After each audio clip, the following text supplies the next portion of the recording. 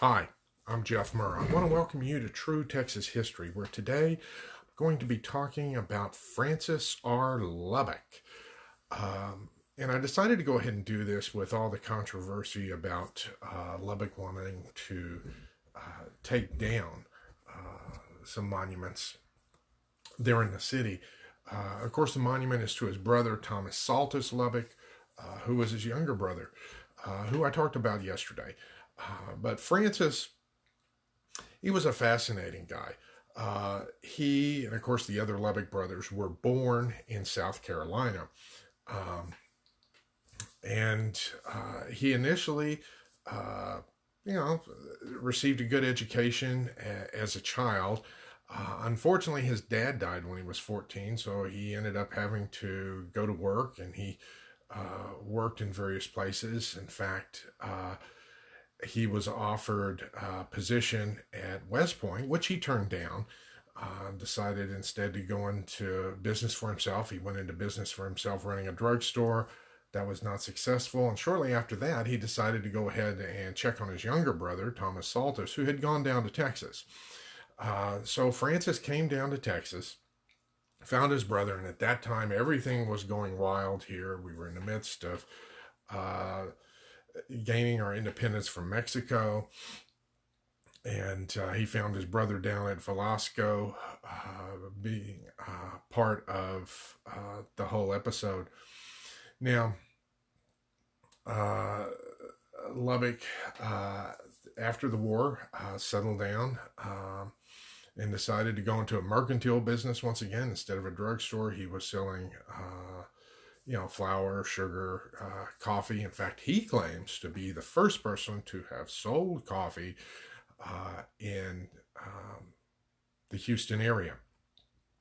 Well, he claimed in Texas. But the thing is, people don't realize that the pirate Jean Lafitte was also trading in coffee there on Galveston Bay. So, I mean, the Galveston, Houston area has a long history with coffee. In fact, one time I wrote a paper about the history of coffee in Texas. And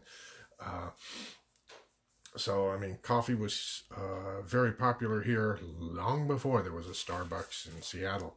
But getting back to my story, Lubbock was also instrumental in organizing the Democratic Party. I wonder how many of those protesters up there in Lubbock realized that the Democratic Party that they're beholden to was actually organized by the brother whose monument they're trying to tear down.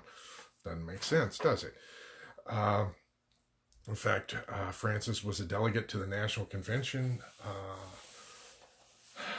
once or twice, and he got involved in politics. And then when Texas went ahead and seceded, he was elected governor. Now, as governor, he faced a lot of problems. You have Texas was in a position where they had to get ready for war, and they didn't have any supplies. They didn't have any money in the treasury, and the Indians were on the warpath. So he had to devise a plan to protect the frontier throughout Texas, to go ahead and raise money and to provide supplies for the Texas troops, which he did. He came up with programs where the penitentiary went ahead and produced cloth. He found ways to produce shoes. He found ways to produce ammunition. Because keep in mind, during the war, each state was responsible for its troops. And I know when I first came across this, the soldiers that were wounded at places like Shiloh and so forth, they were taken to hospitals, and there were various different state hospitals that they were taken to. So Texas had its own hospital there on the field where the Texas troops were taken. But anyways, it was a massive amount of organizing. Can you imagine a governor organizing that these days to care for things on such a large scale?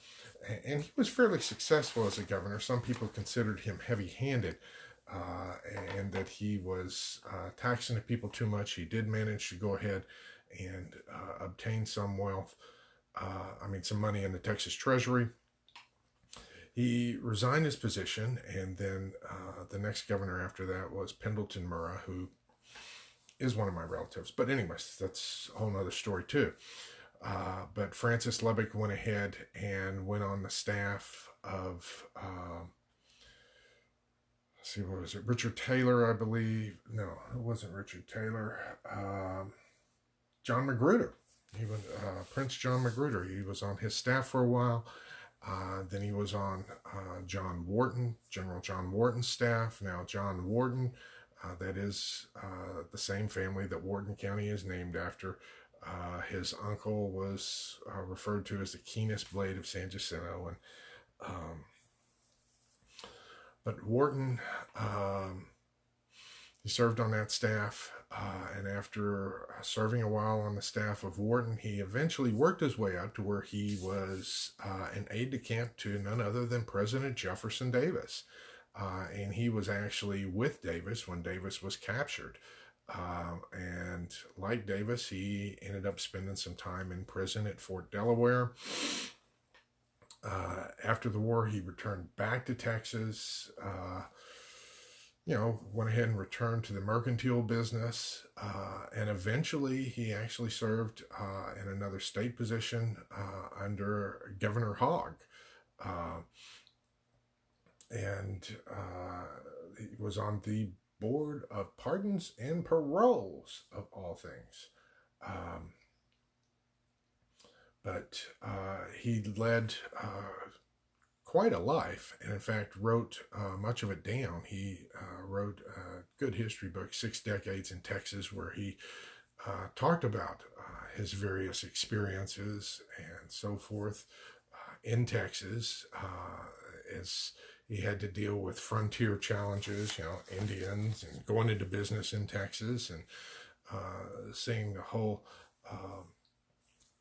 state evolve over time. But he was a fascinating character that history sometimes, historians don't talk much about, but he's worth paying attention to and picking up his book and reading. I hope you enjoyed this, and that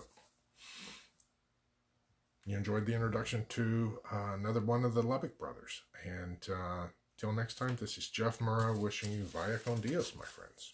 Goodbye.